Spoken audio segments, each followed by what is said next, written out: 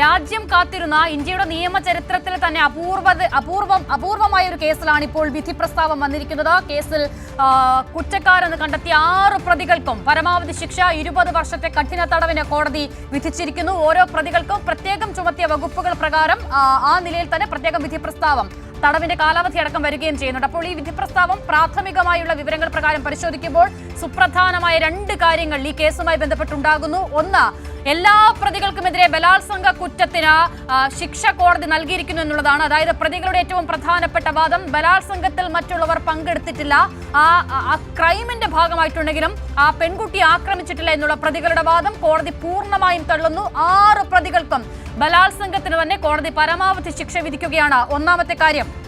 രണ്ടാമതായി ഏറ്റവും പ്രധാനം, ബലാത്സംഗത്തിന്റെ പരിധിയിൽ വരുന്നത് എവിടെ വരെ എന്നുള്ള പ്രതികളുടെ വാദം പൂർണ്ണമായും കോടതി തള്ളുകയാണ്. അതായത് മുൻ സുപ്രീം കോടതി വിധികളുടെ കൂടി അടിസ്ഥാനത്തിൽ, നിർഭയ കേസിന്റെ കൂടി അടിസ്ഥാനത്തിൽ ഏതൊരു നിലയിലും ഒരു സ്ത്രീക്ക്, ഒരു പെൺകുട്ടിക്ക് ഉണ്ടാകാവുന്ന ഇത്തരം എല്ലാ അപമാനങ്ങളെയും എല്ലാ ആക്രമണങ്ങളെയും അത് ബലാത്സംഗത്തിന്റെ പരിധിയിലേക്ക് തന്നെ കണ്ടെത്താനുള്ള കോടതിയുടെ നിരീക്ഷണം കൂടിയുണ്ട്. അങ്ങനെ സുപ്രധാനമായ 2 നിരീക്ഷണങ്ങൾ കൂടി, 2 കാര്യങ്ങൾക്ക് കൂടി ഈ വിധി പ്രസ്താവത്തിലൂടെ അടിവരയിടുന്നു. അതിനോടൊപ്പം തന്നെ ശേഷിക്കുന്ന മൂന്നാമത്തെ സംശയം, 6 പ്രതികൾക്ക് ഗൂഢാലോചന തെളിയിച്ചിട്ടുണ്ടെങ്കിൽ ആകെ 8 പ്രതികൾക്കായിരുന്നു പ്രോസിക്യൂഷൻ അന്വേഷണ സംഘത്തിന്റെ കണ്ടെത്തൽ പ്രകാരം 8 പ്രതികളായിരുന്നു ഗൂഢാലോചനയിലെ പരിധിയിൽ ഉണ്ടായിരുന്നത്. അതിൽ ദിലീപിനെ കഴിഞ്ഞ തവണ കോടതി ഒഴിവാക്കുകയും മറ്റ് 6 പേർക്ക് ഗൂഢാലോചന തെളിയുകയും ചെയ്യുമ്പോൾ ഈ 6 പേർ മാത്രം തമ്മിൽ ഗൂഢാലോചന നടത്തി എന്നുള്ള നിഗമനത്തിലേക്ക് എങ്ങനെ കോടതി എത്തി എന്നുള്ള ചോദ്യം കൂടിയുണ്ട്. സാലിയിലേക്ക് പോകാം. സാലി, ഒരുപക്ഷെ അതാകും ഇനിയുള്ള മണിക്കൂറിൽ ഏറ്റവും കൂടുതൽ ചർച്ചയാകാൻ സാധ്യതയുള്ളത്.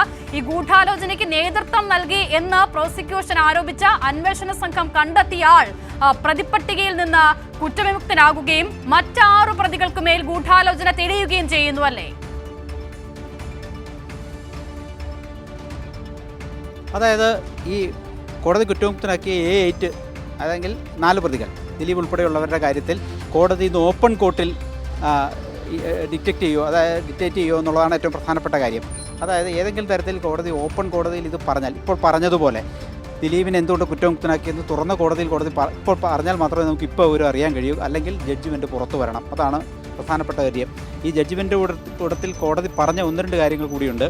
ഈ ഇരയുടെ മോതിരം തെളിവായി പ്രതികളിൽ നിന്ന് പിടിച്ചെടുക്കുകയും അത് അന്വേഷണ സംഘത്തിൻ്റെ കൈവശമുണ്ട്, അത് തിരികെ നൽകണം. ഒപ്പം മെമ്മറി കാർഡ് അന്വേഷണ ഉദ്യോഗസ്ഥർ ഇരയുടെ സ്വകാര്യത മാനിച്ച് തിരിച്ചു നൽകണം എന്ന് കൂടി കോടതി വ്യക്തമാക്കിയിട്ടുണ്ട്. മെമ്മറി കാർഡ്, ഈ ദൃശ്യങ്ങൾ പകർത്തിയ മെമ്മറി കാർഡ് അന്വേഷണ ഉദ്യോഗസ്ഥരുടെ കൈവശം, അതായത് അന്വേഷണ സംഘത്തിൻ്റെ പോലീസിൻ്റെ കൈവശമാണുള്ളത്. അത് ഇരയുടെ സ്വകാര്യത മാനിച്ച് അത് തിരിച്ചു നൽകണം. ഇരയുടെ മോതിരവും തിരികെ നൽകണം. അത് തൊണ്ടിയായി നേരത്തെ പോലീസ് സൂക്ഷിച്ചിരുന്നതാണ്. ഒപ്പം സുനിക്ക് 7 ലക്ഷം രൂപ പിഴയും, ആകെ പിഴ സുനിക്ക് ലഭിക്കുന്ന പിഴ എന്ന് പറയുന്നത് 7 ലക്ഷമായിരിക്കും.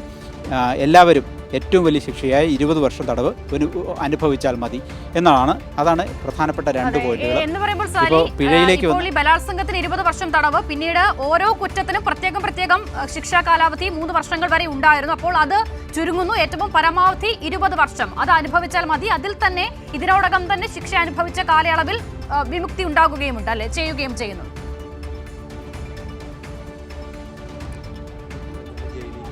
തീർച്ചയായും. അതായത് ഓരോരുത്തരും വിവിധ കാലയളവിലാണ് ജയിലിൽ കഴിഞ്ഞത്. ആ കാലയളവ് കുറഞ്ഞു കിട്ടും. ഒരു ഉദാഹരണം പറഞ്ഞാൽ, പൾസർ സുനി 7 വർഷവും 6 മാസവും 29 ദിവസവും വിചാരണ തടവുകാരനായി ജയിലിൽ കഴിഞ്ഞു. മാർട്ടിൻ ആൻ്റണി 5 വർഷവും 21 ദിവസവും കഴിഞ്ഞു. മണികണ്ഠൻ B 4 വർഷവും 8 മാസവും 27 ദിവസവും. വിജീഷ് VP 5 വർഷവും 1 മാസവും 15 ദിവസവും കഴിഞ്ഞു. സലീം H 1 വർഷവും 11 മാസവും കഴിഞ്ഞു. പ്രദീപ് 3 വർഷവും 3 മാസവും 28 ദിവസവും കഴിഞ്ഞു. ഇവർക്ക് എല്ലാവർക്കും 20 വർഷമാണ് കഠിന തടവ്. പക്ഷേ ഞാൻ ഇപ്പോൾ വായിച്ച ആ ദിവസങ്ങൾ വിചാരണ തടവുകാരായി കഴിഞ്ഞ ആ കാലഘട്ടത്തിൽ അത് ഒഴിവാക്കാം എന്നുള്ളതാണ് ഇപ്പോൾ കോടതി വ്യക്തമാക്കിയത്. അത്രയും കുറച്ച് നാളുകൾ കിടന്നാൽ മതി. ഇപ്പോൾ പൾസർ സുനിയുടെ കാര്യത്തിൽ ഉദാഹരണത്തിന് പരിശോധിച്ചാൽ 20 വർഷം കഠിന തടവിൽ നിന്ന് 7 വർഷവും 6 മാസവും ഒഴിവാകും എന്നുള്ളതാണ്. അപ്പോൾ 13.5 വർഷത്തോളം ഇനി കഴിഞ്ഞാൽ മതി എന്നുള്ളതാണ് പൾസർ സുനിയുടെ കാര്യത്തിൽ. ഒപ്പം 7 ലക്ഷം രൂപ പിഴയും കൊടുക്കണം. ഓരോ പ്രതിക്കും വെവ്വേറെ പിഴത്തുകയാണ്, അത് കോടതി പറഞ്ഞിട്ടുണ്ട്. പക്ഷേ പൾസർ സുനിയുടെ കാര്യം 7 ലക്ഷം രൂപയാണ് ആകെ പിഴത്തുകയായി വരിക.